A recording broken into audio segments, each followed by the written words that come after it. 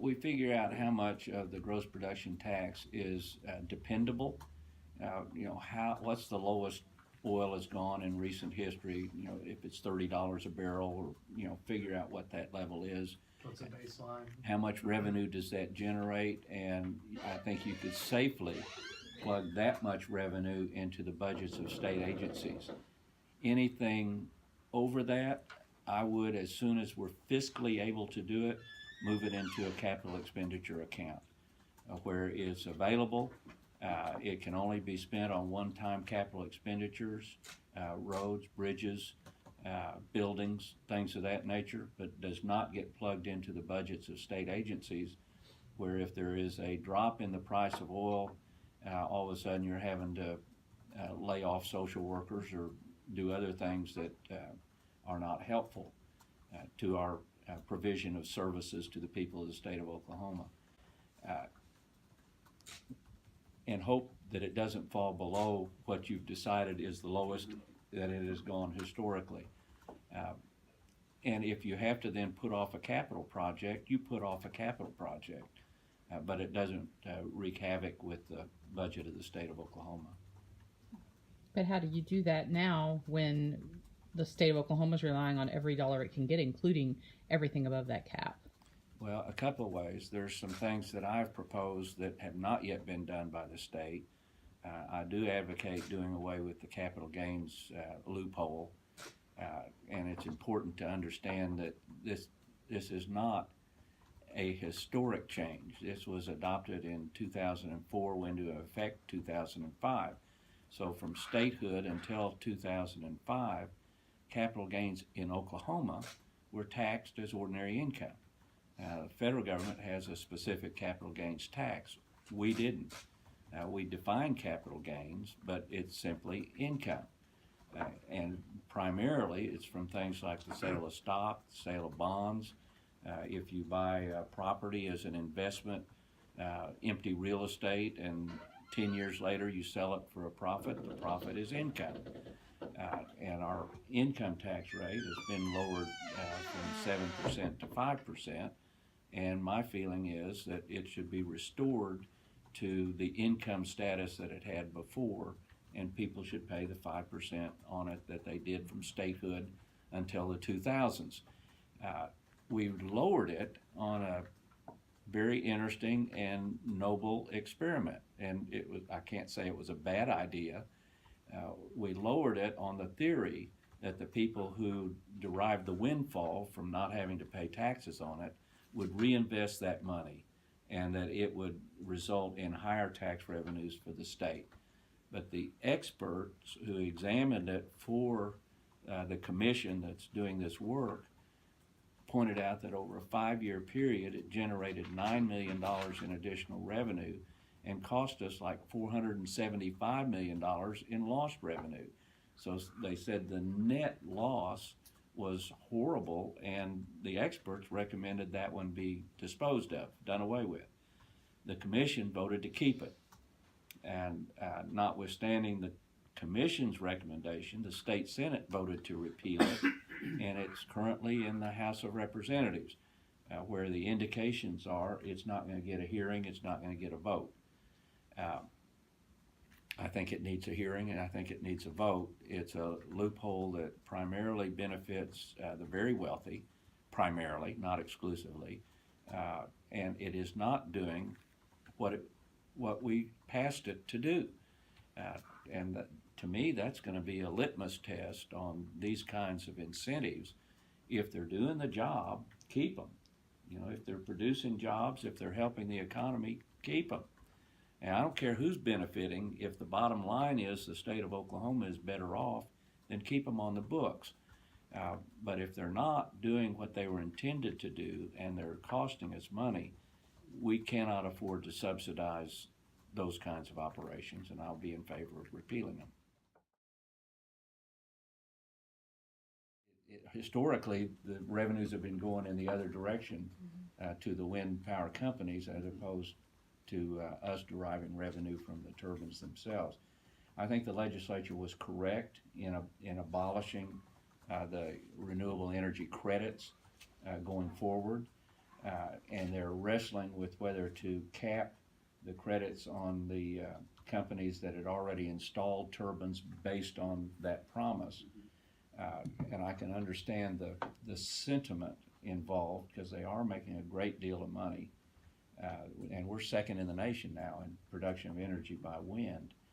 I worry about how that affects our ability to recruit industry. If we make a commitment to a company to locate and then break our word on it. And it would be just reneging on a deal. So that's a concern of mine.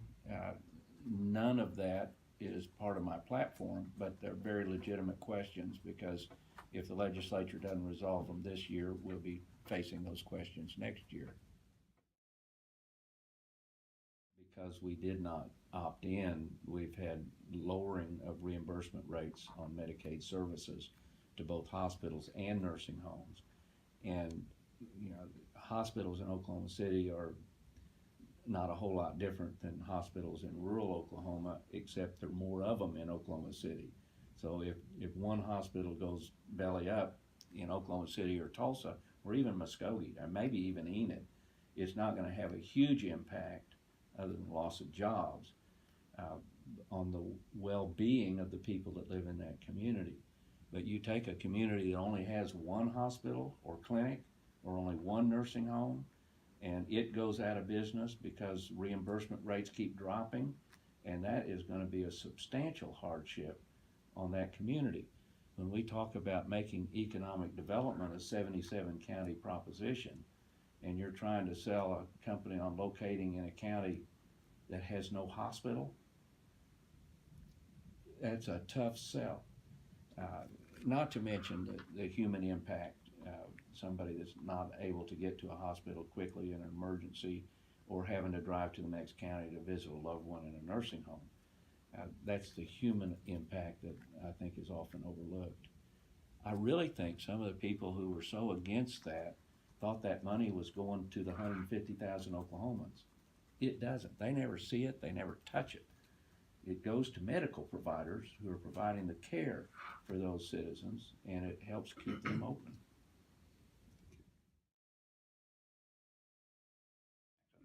Well, I think they recently showed that they're capable of appropriately balancing those interests. They had a specific seismic activity that they linked to a specific injection well, and they shut it down. And they're probably going to have different rules on starting it back up again if it starts back up at all. I believe their reaction to the problem was slow, and maybe that's a good thing because slow sometimes equates to deliberate, but it caused a lot of concern because the slowness seemed to go on for several years where we continued to have seismic activity which actually increased in numbers, and so on the overall, I would not give them an F, but I would give them a D. They were slow, and they haven't completed the work yet. And I understand at first there was some feeling that the seismic activity was directly related to the horizontal drilling, and I think for the most part that notion has been put to rest. That it's not the horizontal drilling, it's the byproduct, the wastewater and the high pressure injection wells that are triggering the seismic activity. I say mostly put to rest because there was, I think it was in Pennsylvania, some seismic activity that apparently was directly traced to the drilling and not the injection. That it's an area where we have to take care because public lives and property are at risk. And I fear that on occasion the Corporation Commission is a little slow to side with the public on those issues and a little protective of the industry more so than they should be. The industry is very important to the state of Oklahoma, and I don't minimize at all the importance of oil and gas to our economy and to our state. But so are buildings and lives, and I think we need to take care to make sure that our citizens are protected the same way we protect our industry. When I was Attorney General, I used to drive my public information people crazy because I'd wander up to the fourth floor to the press room. I just go in and say, "What's going on?" You know. You drove your staff crazy. You'll drive the legislature crazy if you subject them to the sunshine laws, which is a really interesting idea. Yeah. Press release announcing that. I will call for that. The chances of the legislature doing that are probably slim. But you call attention to something like that, and maybe they won't amend the statute to make themselves subject to it, but maybe they'll be a little more open than they had been in terms of allowing public access to what they're doing. And I think that is particularly essential in the areas of budget funding. How much money does the legislature get? What's it spent on? Whether salaries of administrative assistants, things of that nature. If those are not public record, they need to be. Yeah, you want transparency with audits, but it needs to go both ways. Yes, sir. In my view.